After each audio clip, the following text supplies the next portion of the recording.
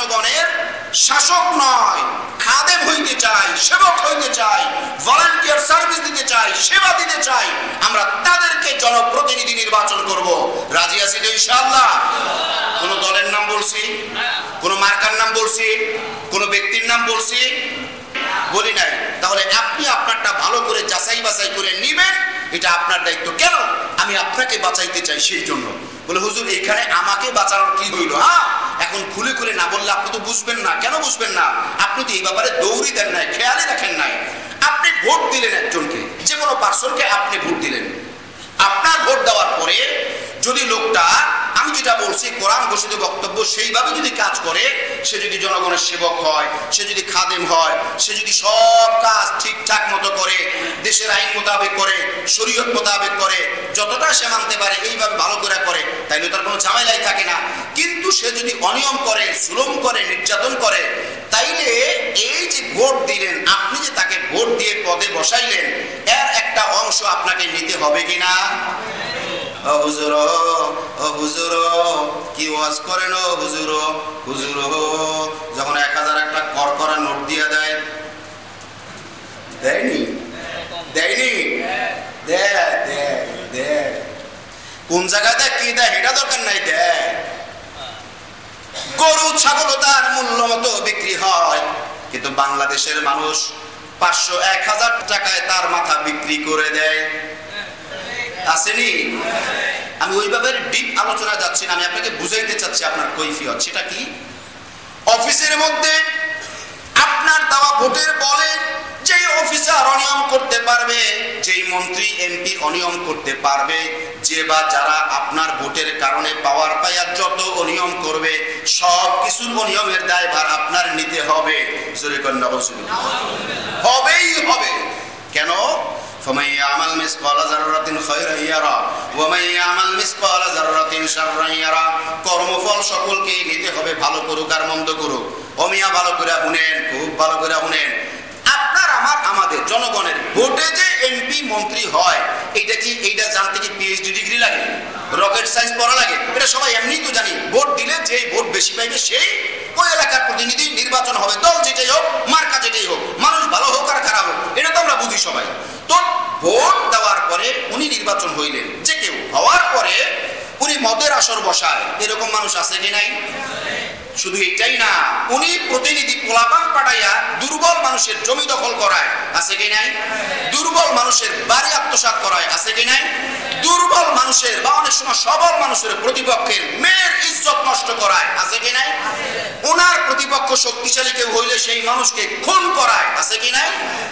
কি ভাবছেন আপনি? ভাবছেনটা কি? হ্যাঁ, আপনি ভোট দিয়া 1000 টাকায় ভোট বেচা আপনি কিছু জানেন না।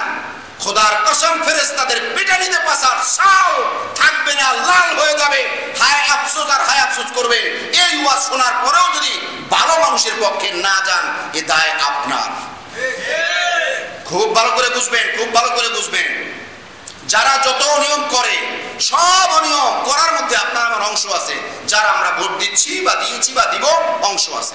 আচ্ছা, আপনি আমাকে বলেন, কোনো নাম নেবেন না, শুধু জিজ্ঞাসা করবো, সেটা বলবেন। এই ইন্টারিম গভর্নমেন্ট, রানিং যে গভর্নমেন্ট, এই গভর্নমেন্টটা চলার আগে যে সরকারটা ছিল, সরকারটা 15 থেকে 16 বছর শাসন করছে। 9 শুরু করছে, 24-এর 5ই আগস্ট পর্যন্ত ওনারা শাসন করছে। ওনারা কি ভালো ছিল না খারাপ ছিল? আপনারা বলবেন, আল্লাহকে সাক্ষী রেখে বলবেন। কিছু ভালোও করছে, এটা অস্বীকার করার কোনো সুযোগ নাই। কিন্তু ওনারা খারাপ করছে কিনা বলেন? কিছু ভালোও আছে, এটা অস্বীকার করার কোনো সুযোগ নাই। খারাপ করছে কিনা? করছে। খালি কি ওনারাই করছে না, ওনাদের আগে যারা ছিল তারাও করছে, তাদের আগে যারা ছিল তারাও করছে? করছে কিনা? তার মানে সেই 1971 থেকে 24 পর্যন্ত, 24-এর 5ই আগস্ট পর্যন্ত সবাই কম বেশ খারাপ করছে। আর এই সরকারটার কথা বলছি না, এনারা তো মোটামুটি সবই ভালো করছে, কোনো খারাপ করে না, ঠিক কিনা? কি বেশ আছে তো? এনেও এইটারে রাখেন কেন? এইটা তো আপনি ভোট দিয়ে করেন না, এই জন্য এইটার দায় আপনাদেরকে দিচ্ছি না। শরীয়ত যা বলে আমি তাই বলতেছি। তাহলে এই যে 71 থেকে 24 পর্যন্ত আপনার ভোটে নির্বাচিত হয়ে যে লোকগুলো এই আউলা জাউলা কাম করলো, ভালো করছে না খারাপ করছে? এইবার আসে সর্বশেষ সরকারটার কথাই আমরা বলি। ওনারা কি দেশে আছে না চলে গেছে? কিছু মানুষ দেশে আছে, সমর্থকরা, সাধারণ, ওনাদের সাধারণরা।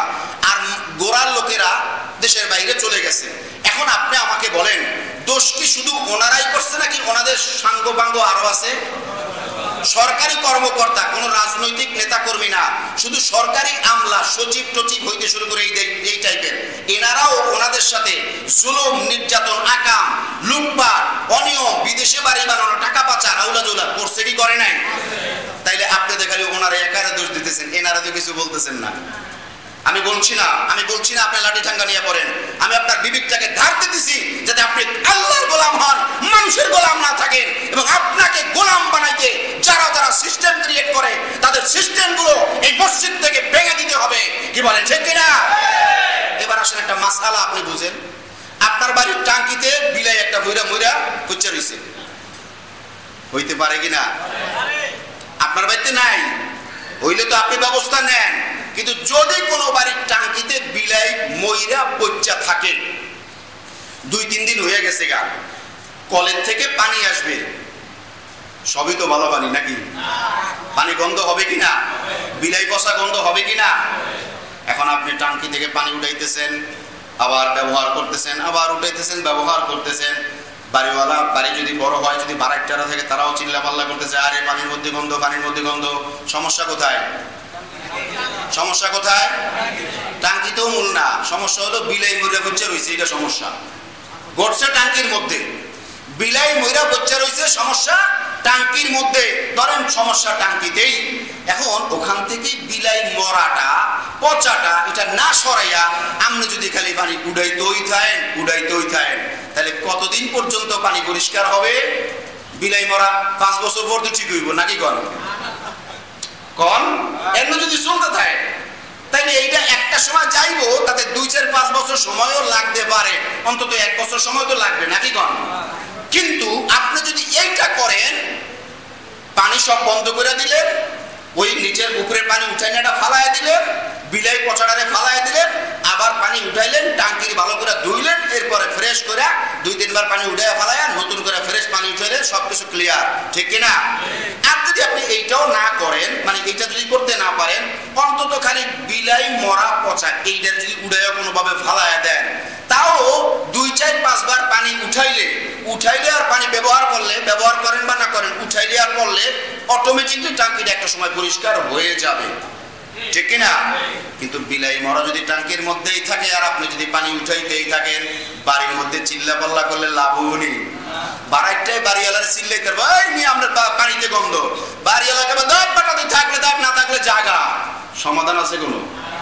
পানি যদি পচা আসে তো বাড়িটার তো কথা যৌক্তিক।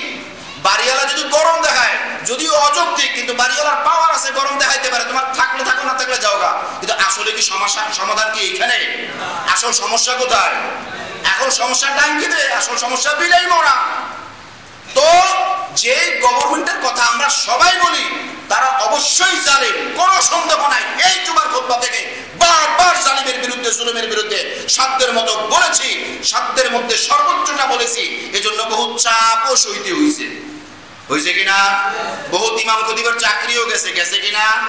আচ্ছা, আমরা শুধু জালিমের বিরুদ্ধে বলবো, আর জালিমের সহযোগী যে বিলাই মরা রয়েছে, এদের ব্যাপারে খবর নেওয়ার দরকার আছে কি নাই? যদি খবর নিতে পারে, টাঙ্কি পরিষ্কার হবে, মানে দেশ পরিষ্কার হবে।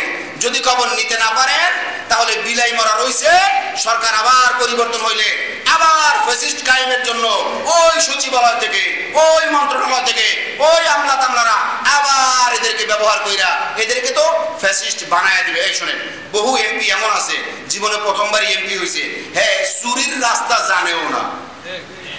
কথা কন, অফিসারে গিয়ে অফিসে বসলে আশপাশে গিয়ে আবুল্লাহ কারা যায়, আসসালামু স্যার, রাজনৈতিক সালাম চিনেন তো? তাই কথা বলেন, রাজনৈতিক সালাম কি?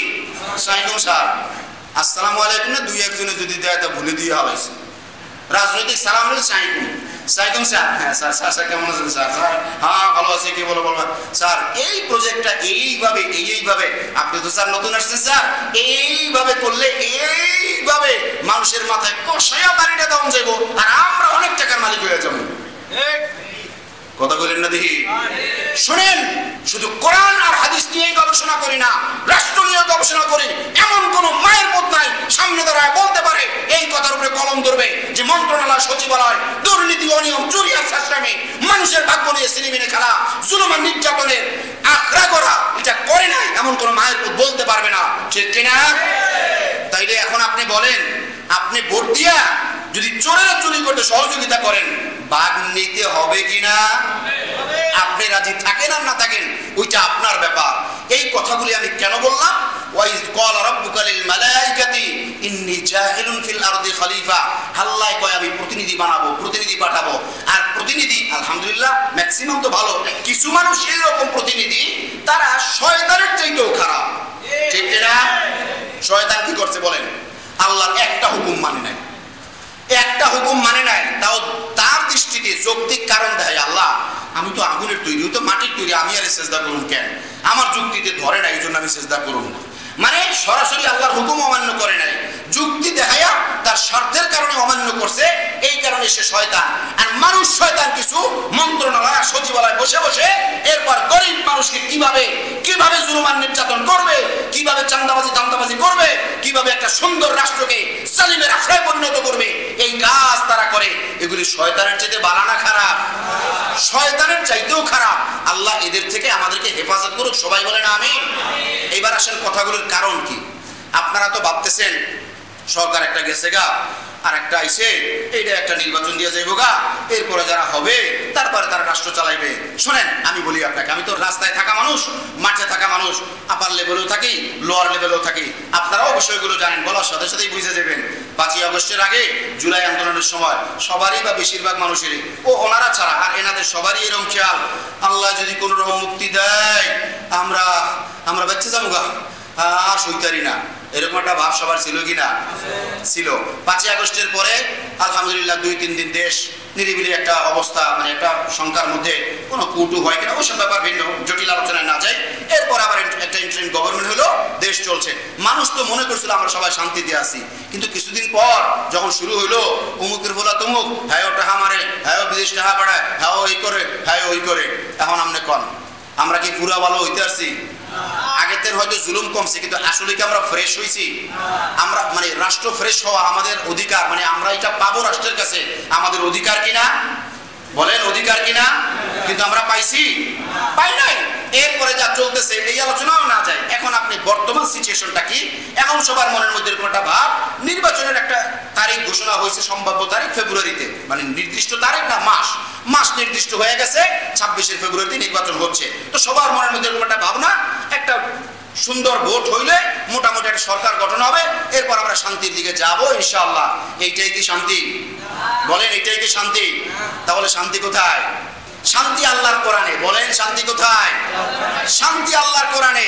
আপনি যেটা বললেন, আমি যেটা বললাম এতক্ষণ, যা হা হা বললেন, এই সব কিছু সিস্টেম। আগে তারা ছিল, জুলুম করছে, আন্দোলন হয়েছে, তারা ভাগছে, এরপর ইন্টারিম হয়েছে, এখন চলতেছে, আবার নির্বাচন হবে, একটা গভর্নমেন্ট আসবে, এরপর আবার সেই গভর্নমেন্ট অন্তত 5 বছরের জন্য রাষ্ট্র চালাইবে। আর যদি দিনের ভোট রাইতে করে বাড়াইতে পারে, আর যদি দামি নির্বাচন করতে পারে, আর যদি বিভিন্ন সিস্টেম করতে পারে, এটা আমরা পুরো হুনেন, এটা আমি এমনি কয়ে দিতেছি, মানে পড়ালেখা করছি তো ওটার উপরে এগুলো আয়াবারের মুখ দেয়া। আর যদি করতে পারে তাহলে হেরা 3টা করছে, হেরা 3টার দিন বেশিও করতে পারবো। চেষ্টা করে কিনা? বাংলাদেশের ক্ষমতার চেয়ারে সুপারগুলো দেওয়া থাকে অটো, বুঝেন নাই? সুপারগুলো চিনেন? না, মেকাররা ভালো চিনে, দিলেই লেগে যায়। হাতেও যদি লাগে বাস আর ছুটে না, চামড়া হয়তো এইটা যাবো না এইটা যাবো, চামড়া মানে আতার সামনে দিয়ে ছুটতেছে না, এরপর চারা চারা হয়ে যায়। হুজুর আমরা জানলে কেন? আরে সুপারগুলো আমগো লাগে ব্যবহার করতে মাঝে মাঝে। হ্যাঁ, বাংলাদেশের ক্ষমতার চেয়ারে কি থাকে? অটো, সুপারগুলো দেওয়া। এই জন্য যেই বেটা যায়, এই বেটা এটার আর ছাড়তে না, ছাড়তেও চায় না, মনে করে তো আব্বার সম্পদ। কার সম্পদ? আরে খালি আব্বার না, আমার আব্বার আব্বার আব্বার আব্বার আব্বার আব্বার দাদা করতে আমার 14 গোষ্ঠীর এইটা সম্পদ, ঠিক কিনা? আসলে ভাবা উচিত ছিল কি, এই চেয়ার জনগণের, এই চেয়ার আল্লাহর পক্ষ থেকে আমার কাছে আমানত। অতএব যতক্ষণ আমি এই চেয়ারে থাকবো, ততক্ষণ এই চেয়ারের দ্বারা, আমার দ্বারা মানুষের কোন রকমের জুলুম নির্যাতন না হয়। হযরত ওমর রাতে ঘুরে ঘুরে দেখে কোন জায়গায় কোনো সমস্যা আছে কিনা। হ্যাঁ, হযরত ওমরের বক্তব্য, আমার শাসনে একটা কুকুরও যদি কষ্ট পায় আল্লাহর দরবারে আমি জবাব দিতে পারবো না, তারা এটার জন্য কান্দে। আর হযরত ওমরের উত্তরসূরি অবশ্য মাঝে মাঝে মদিনা সনদের কথাও কয়। কথা কান, এর চেয়ে বড় প্রতারণা দুনিয়াতে আর আছে? মদিনা সনদ তো নাম নেওয়াই তো ওদের মুখে জায়েজ নাই, হারাম এদের মুখে নাম নেওয়া, জায়েজই নাই এদের মুখে মদিনা সনদ নাম নেওয়া। বেটা মদিনা সনদ পড়ে দেখছো জীবনে একবার? মদিনা সনদের একটা শব্দের কাছে নাই। আর এই জনগণের আবুল বাবুল বুঝাইতে প্রতারণা, মদিনা সনদে বলে দেশ চালাইবো, মদিনা সনদে বলে চায়, যাক ওইদিকে না যায়। খুব ভালো করে বুঝেন আমি এই কঠিন কথাগুলো আজকে কেন বললাম, খুব ভালো করে আপনার ব্রেনকে পরিষ্কার করার জন্য। যেমন আমি 5ই আগস্টের আগেও আমার ধারণা এটাই, এই জালিম থেকে আমরা মুক্তি চাই, কিন্তু পরবর্তীতে ধারণা ওইটাও যে আল্লাহ পরে যে আসবে সে যদি শরীয়ত মতো না হয় তাহলে তো ওইরকমই হবে। তার মানে আমরা এই জালিম থেকেও মুক্তি চাই, পরবর্তীতে যেটা আসবে সেটা শরীয়ত সম্মত মানুষ চাই, ঠিক কিনা? এটা হলো আলেমদের চাওয়া। এখনো আমরা এটাই বলতেছি, আপনাকে লাউডলি ঘোষণা দিয়া পরিষ্কার এইটাই বলতেছি, যারাই আসবে তারা যেন সেবক আসে, যারাই আসবে তারা যেন খাদেম আসে, যারাই আসবে তারা যেন মানুষের কল্যাণে কাজ করে, যারাই আসবে তারা যেন জালেম না হয়। আপনি বলেন এই জুমার দোয়ায় বারবার এই দোয়া করছি কিনা? আল্লাহ যারা ক্ষমতায় আসলে আমরা শান্তিতে মসজিদ মাদ্রাসায় ইবাদত করতে পারবো, ধর্মীয় কাজ করতে পারবো, ব্যবসা বাণিজ্য করতে পারবো, চাকরি বাকরি করতে পারবো, সবাই তার নিজের অধিকার নিয়ে শান্তি মতো বসবাস করতে পারবো, এমন মানুষদেরকে ক্ষমতায় দাও, বলছে কিনা? وَإِذْ قَالَ رَبُّكَ لِلْمَلَائِكَةِ إِنِّي جَاعِلٌ فِي الْأَرْضِ خَلِيفَةً। আল্লাহ রাব্বুল আলামিন দুনিয়ায় প্রতিনিধি পাঠিয়েছেন, প্রতিনিধি নির্ধারণ করবেন। আমাদেরকে সৃষ্টির আগেই ফেরেশতাদের সাথে কনভারসেশন করলেন, আলোচনা করলেন, এরপর আল্লাহ রাব্বুল আলামিন আমাদেরকে দুনিয়ায় পাঠাইলেন। আমরা সবাই আল্লাহর পক্ষ থেকে প্রতিনিধি। এখন খলিফা শব্দ বললেই বাংলাদেশের মানুষের মাইন্ড সেটআপটা চলে যায় 4 খলিফার দিকে, যায় কিনা? এটা দোষ না, এই পর্যন্তই। এরপর কি খলিফা যদি হয় তাহলে আলেম হইব, খলিফা যদি হয় মুজাদ্দিদ হইব, ফকিহ হইব, মুফাসসির হইব, এই টাইপের। মানে উনিও যে খলিফা, যেই মানুষটা মনে করতেছে সাধারণ মানুষ এও যে খলিফা, এটা জীবনে উনিও নাই, বুঝেও নাই, এরকম একটা ভাব, ঠিক কিনা? আপনি আল্লাহর খলিফা, আপনি আল্লাহর প্রতিনিধিত্ব করবেন, এটা আপনার কাজ। তো প্রতিনিধিত্ব মানে কি? প্রতিনিধিত্ব মানে চুরি, ডাকাতি, ইসলামি, অনিয়ম এগুলো না। এজন্য আজকে এই আয়াত, হাদিসের দিকে তো যাইতেই পারতেছে না, সময় যাইতে দেয় না, তারপর সংক্ষেপে বলে যায়। এই আয়াতের মধ্যে আল্লাহ পাক বললেন ওয়াইদ ক্বালা রাব্বুকা লিল মালাইকাতি ইন্নী জাইলুন ফিল আরদি খলিফা, আমি জমিনে প্রতিনিধি পাঠাবো, আর সেই প্রতিনিধি আমরা। বলেন আলহামদুলিল্লাহ। এখন আল্লাহ পাক অপর আয়াতে বলছেন ইন্নাল্লাহা লা ইউগাইয়িরু মা বিকওম হাত্তা ইউগাইয়িরু মা বিআনফুসিহিম। আল্লাহ কয় নিশ্চয়ই আমি আল্লাহ ওই জাতির ভাগ্য ততক্ষণ পর্যন্ত পরিবর্তন করি না যতক্ষণ পর্যন্ত সেই জাতি নিজেরা তাদের ভাগ্য পরিবর্তনের চেষ্টা না করে। এখন আপনি আমাকে বলেন, এই ভোটের সময় আপনি আমি যদি ভালো মানুষের ভোট না দিই, আল্লাহ কি আয়া আসমান থেকে ভোট দেওয়াই দিবে? ফেরেশতাদেরকে দিয়ে দেওয়াই দিবে? গায়েবী কোনো সিস্টেম করে দিবে? না না না, এটা হবে না। এটা আপনার আমার নির্বাচন করতে হবে, ভালো মানুষ দেখে ভোট দিতে হবে, যাতে করে ভালো মানুষের দিকে যাওয়া যায়। এবার আসেন 2খান হাদিস তিলাওয়াত করেছি, তার আংশিক তর্জমা করে চলে যায়, মানে সংক্ষিপ্ত তর্জমা। সেখানে আল্লাহ নবী সাল্লাল্লাহু আলাইহি ওয়াসাল্লাম বলেছেন আলা কুল্লুকুম রাঈন ওয়া কুল্লুকুম মাসউলুন আন রাইয়াতি, তোমরা সবাই জিম্মাদার এবং সকলকেই তোমার জিম্মাদারি সম্পর্কে জিজ্ঞাসা করা হবে। অপর হাদিসে আল্লাহ নবী বলেন মান রাআ মিনকুম মুনকারান ফালইউগাইয়ির বিয়াদি ফাইল্লাম ইয়াসতাতি ফাবিলিসানি ফাইল্লাম ইয়াসতাতি ফাবিকলবি ওয়া যালিকা দাফুল ঈমান। আল্লাহ নবী বলেন শোনো, কোথাও কোনো অন্যায় দেখলে সম্ভব হলে হাতের দ্বারা বন্ধ করে দাও, অর্থাৎ তোমার শক্তি, তোমার সিস্টেম, তোমার হাতের দ্বারা এটা বন্ধ করে দাও। সেটাও যদি সম্ভব না হয় বন্ধ করার জন্য মুখে মুখে বলো, সেটাও যদি সম্ভব না হয় বন্ধ করার জন্য, অর্থাৎ ওই অন্যায় বন্ধ করার জন্য অন্তরে অন্তরে ঘৃণা করো। ওলামায়ে কেরাম বলেন শুধু ঘৃণা করলেই হবে না, এটার সাথে এই অন্যায়কে বন্ধ করার জন্য পরিকল্পনা করতে হবে কিভাবে অন্যায় বন্ধ করা যায়। এখন আপনি আমাকে বলেন জুলাই সময় আপনারা আন্দোলন করলেন, কারণ কি? আগের গভর্নমেন্ট ভুল করছে, ফল করছে, অন্যায় করছে, জুলুম করছে, এই কারণে।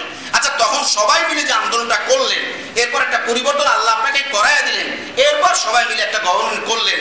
আচ্ছা এখন যে যেইভাবে চলতেছে, আমি ভালো আর খারাপের দিকে যাই না, এখন সামনে আর একটা গভর্নমেন্ট ভালো তৈরি করা ভোটের মাধ্যমে, এটা আপনার আমার সকলের দায় আছে কিনা? সেখানে আপনার ভালো নির্বাচন করার দরকার আছে কিনা? আছে। যদি আপনি সেখানে গাঞ্জুট্টি রে, চোরে রে, সুদখোরে রে, ঘুষখোরে রে, জিনা করে রে ভোট দেন, আর যদি আপনি সেই ভোট দিয়া আর যদি বেচ্চাও দেন আর এমনিও দেন, যেমনিই দেন, বেচ্চা দিলে তো আরো অপরাধ, আর এমনি দিলেও অপরাধ, দলের কারণে বা এইভাবে এইভাবে আপনি যদি ভোট দেন, তাহলে মনে রাখবেন তার সকল অপরাধ, মানে এই পথ পাইয়া যত অন্যায় করবে সকল অপরাধের ভাগ অটো আপনার ঘরে পরে যাইতে থাকবে। জোরে কর নাউজুবিল্লাহ। পরিবর্তনের দরকার আছে কি নাই? আছে। একটা ওয়াজ দিয়ে একটা কথা দিয়ে শেষ করে দেই, এটা ইলমি কথা। আজকে তো আমরা ইলমের ময়দানে নাই।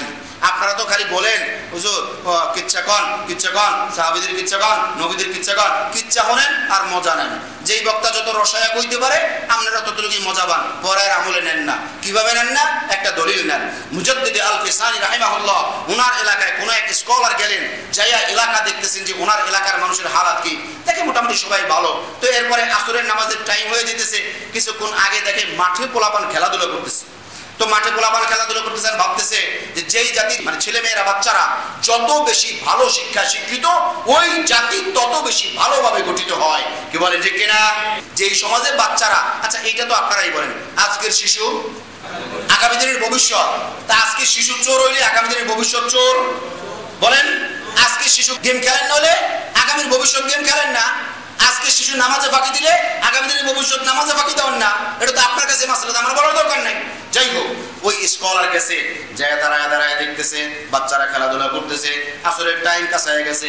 এইবার ভাবতেছে দেখি বাচ্চারা কিভাবে নামাজ পড়ে, অর্থাৎ নামাজ পড়ে কিনা, ভালোভাবে নামাজ পড়ে কিনা। নামাজ যেহেতু ফান্ডামেন্টাল, নামাজ যেহেতু মূল, বাচ্চারা যদি নামাজ পড়ে তাহলে আমি দেখবো বা বুঝবো মুজাদ্দিদ আল ফিসানির থেকে এই জাতি তার এলাকার মানুষ ভালোভাবে উপকৃত হয়েছে। স্কলার বসে বসে দেখতেছে বাচ্চারা খেলাধুলা করতেছে, আজান হয়ে গেছে। কিছুক্ষণ পরে বাচ্চারা সবাই নামাজে চলে গেল, ইকামত দিল, নামাজে দাঁড়ায় গেল। একটা বাচ্চাও ওযু করতে যায় নাই। বলেন সুবহানাল্লাহ। কি বাবা কয় হুজুর ওযু করে নাই? সুবহানাল্লাহ কোন জায়গায় কি কোন? আমি তালে ঠিক আছি, কোন সুবহানাল্লাহ। এবার নামাজ শেষ হয়ে গেল। নামাজের পরে স্কলার বাচ্চাদেরকে নিয়ে বসে, মনে করেন আপনার হুজুর কোন এলাকায় গেছে অথবা কোন এক বড় হুজুর হইছে, এই বাচ্চারা খেলা করতেছে, এদেরকে নিয়ে বসছে। বাবারা তোমরা কোন এলাকার মানুষ তোমরা জানো কিনা? হ্যাঁ হ্যাঁ আমরা জানি। কোন এলাকার মানুষ? আমরা মুজাদ্দিদ আল ফিসানি রাহিমাহুল্লাহর এলাকার মানুষ। কন্যা সুবহানাল্লাহ। তখন স্কলারের ঘুম ভাঙছে না রে, এরাদের চিনে, এরাদের চিনে, এখন তো চিনাইছে। কন্যা আলহামদুলিল্লাহ। আপনারা চিনাইছেন বড় আলেমকে, বড় স্কলারকে চিনাইছেন? চিনাইতে পারেন নাই, ব্যর্থ। আসেন সামনে যাই। এবার জিজ্ঞাসা করে বাবারা তোমরা যেহেতু মুজাদ্দিদ আল ফিসানিকে চিনেছো ভালো কথা, কিন্তু আমি অবাক হয়ে গেলাম, আজান হয়েছে তোমরা নামাজে গেলা, নামাজ পড়েছো, এটা তো বড় ভালো কথা, কিন্তু একটা মানুষে যে তোমরা ওযু করলা না, আমার বিষয়টা বুঝে আসে না। নামাজ যেহেতু পড়েছো তোমরা তো জানো ওযু করেই নামাজ পড়া লাগে, ওযু কেন করলা না? ওযু ছাড়া কেন নামাজ পড়লা? বাচ্চারা এ ওর দিকে তাকায়, ওর দিকে তাকায়, কি কইব শরমে লজ্জায়। কন্যা সুবহানাল্লাহ। বলেন আলহামদুলিল্লাহ। এবার বাচ্চাদের মধ্যে একজন বলে হুজুর আমরা আপনার পরিচয় জানি না, আপনার নাম জানি না, আপনার অবস্থান জানি না, কিন্তু আপনি তো আলেম, আপনার এটা জানা থাকার কথা। ওযু শুধু নামাজের জন্যই জরুরি না, বরং সব সময় ওযু অবস্থায় থাকতে হয়। সুবহানাল্লাহ। শরীরে কাঁপন ধরে যায়, কি আমল করছি, কি আমল করছি। হুজুর ধাক্কা দিয়ে বসে বলে কি একই সাথে দুইটা কাজ, ওযু অবস্থায় থাকার মাসআলা জানা আর ওযু অবস্থায় থাকার আমল করা। বাচ্চা, ছোট ছোট বাচ্চা, 10-12 বছরের বাচ্চা, 11 বছর, 8 বছরের বাচ্চা খেলা করতেছিল।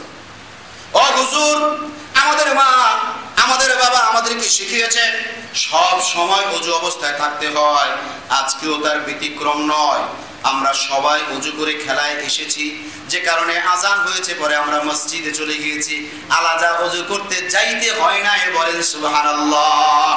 সেই সমাজ আপনার সমাজ, আমার সমাজ, সেই পরিচয় ইসলামী পরিচয়। আজকে শুধুমাত্র ইসলামী পরিচয়টাই জানি, সমাজের ইতিহাসগুলো শুনি, কিন্তু সমাজে বাস্তবায়ন করাইতে পারি নাই। আজকে যদি জিজ্ঞাসা করি ভাই আপনার বাচ্চা ওযু করতে পারে কিনা, ওযুর মাসলা জানবো তো দূরের কথা, ওযু করতেই পারে না, আছে কি নাই? আরে ওযু করব তো দূরের কথা, কালিমা তাইয়্যিবা লা ইলাহা ইল্লাল্লাহ মুহাম্মাদুর রাসূলুল্লাহ, এই কালিমা তাইয়্যিবাটা শুদ্ধ করে অনেক ছেলে মেয়েরা পড়তে পারে না, ঠিক কি না? আল্লাহর দরবারে জবাব দিবেন কি? এইটা ভালো করে মিলানোর জন্য আজকে শেষ যে কথাটা বলবো ভাই, সমাজ ভালো হয় ভালো শিক্ষা দিয়ে, সমাজ ভালো হয় ভালো রাষ্ট্র শাসনে, সমাজ ভালো হয় ভালো মানুষের শাসনে। আজকে আমরা ভালো মানুষের শাসন জালিমের হাতে দিয়ে এরপর আমরা সমাজ ভালো হওয়ার চিন্তা করি, আবার ইলমে আমলেও সমাজ করতে পারি নাই। তাহলে আমার এই দিকও গেছে ওই দিকও গেছে, আমার আমও গেছে গেছে, সালাও গেছে।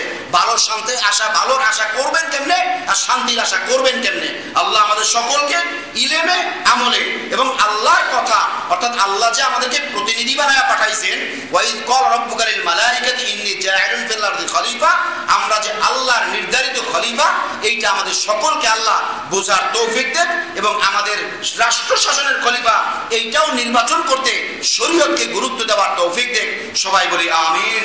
ওয়া আখির দাওয়ানা আলহামদুলিল্লাহি রাব্বিল আলামিন।